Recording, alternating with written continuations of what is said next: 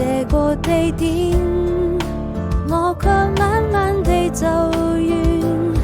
我看見是最美的畫面，我們再次回到起點。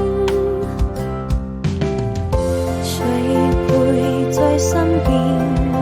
我們總要學會微笑的面對，太多的思念卻無法因自己去回憶，刻骨銘心。